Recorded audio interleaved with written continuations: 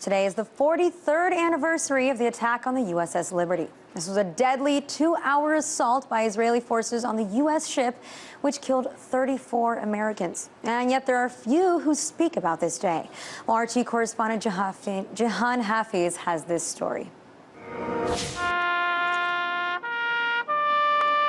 Still betrayed by our government and for the cover-up, and the Israeli government for covering it up. Before Israeli commandos shot 9 peace activists to death aboard the Mavi Marmara, 34 American military men were killed by Israeli jet fighter planes.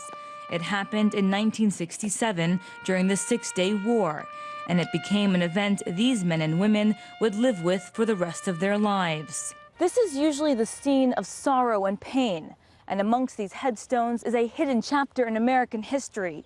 And every year, the survivors of the USS Liberty and the family members of the victims come here to commemorate the tragic events that took place 43 years ago. It's an honor for me to get a chance to honor them at least once a year.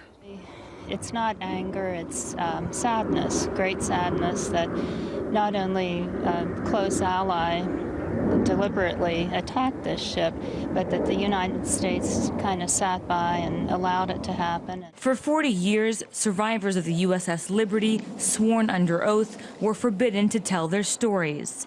But today, the surviving crewmen talk candidly about the dreadful day they nearly lost their lives. Prepared to abandon ship. We couldn't even open the hatch up because they were shooting at us so bad. There was no place to go. They shot the life rafts. If we had to go into the water, there would have probably been no survivors. Jim Smith was aboard the Liberty when it was bombed for over 2 hours by the Israeli Air Force. The Israelis claimed it was a mistaken identity, and the United States government bought that explanation. I'm saying a mistaken identity does not allow you sufficient time to shoot all the antennas, to shoot the 4 gun tubs that we had, and to strafe the bridge. If it's a mistaken identity, then you don't know what you're looking at. As the years drag on, the anniversary never gets any easier. There's nothing, medicine, booze, nothing takes it away. It's just something you have to live with.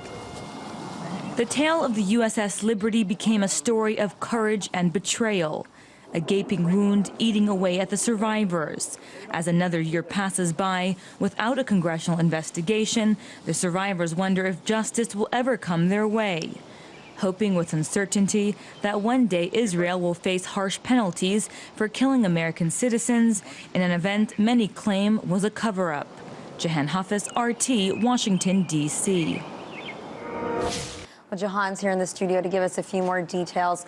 Jahan, you mentioned that these men were actually sworn by oath to keep this a secret, which I had no idea. So when was it that they were finally allowed to come out and talk? Well, this was following an investigation by the Navy. So, of course, once the USS Liberty was bombed, you can imagine there's a huge uproar within the armed forces. And they had to launch some kind of investigation, although it did shine Israel in a bad light. Well, we later found out that that investigation was actually a whitewash. And a lot of the documents that were given by the NSA were actually fabricated. And so in order to keep a lot of these guys, as you saw in the package, in order to keep them silent about what happened, they made them swear they would not speak about the incident at all, or they'd be court-martialed.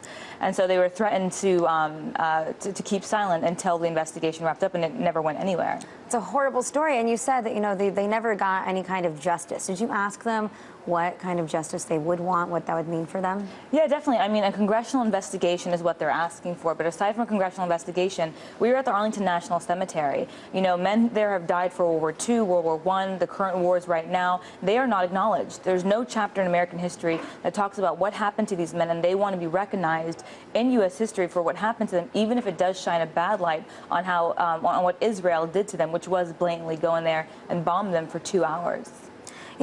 I think that most Americans, if you were to walk around on the street, probably never even heard of the story, probably don't know about the USS Liberty. And here we are, like we said, the 43rd anniversary, and the timing couldn't be more perfect with everything that's going on in Gaza with the Israeli raid of the flotilla.